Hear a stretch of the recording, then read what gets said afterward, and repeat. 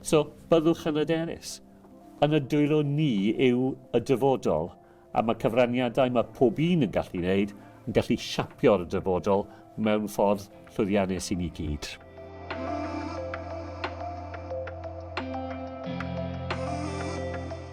Beth fyddwch chi'n colli'r mwyaf am fod yn Prif Weinidog? Wel, dwi'n meddwl siawns i cwrdd dy bobl. Dyna un o'r pethau sy'n dod gyda'r y swydd.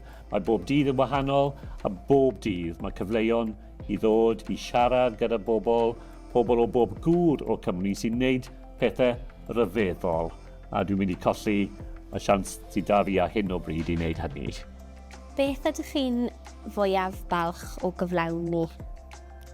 Wel, dwi'n balch o'r ffaith dwi wedi trial i defnyddio'r amser da fi i wneud y pethau anodd.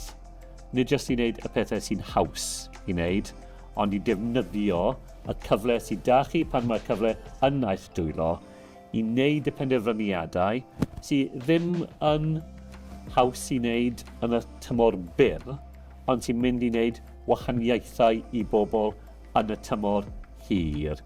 Pa gyngor fyddwch chi'n rhoi i'r Prif Weinidog nesaf?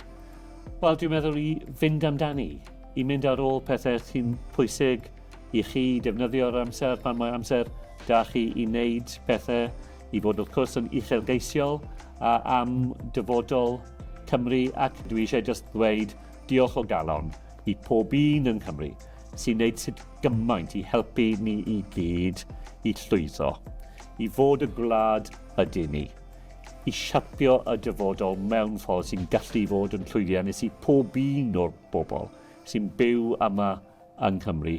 Diolch o galon i chi gyd.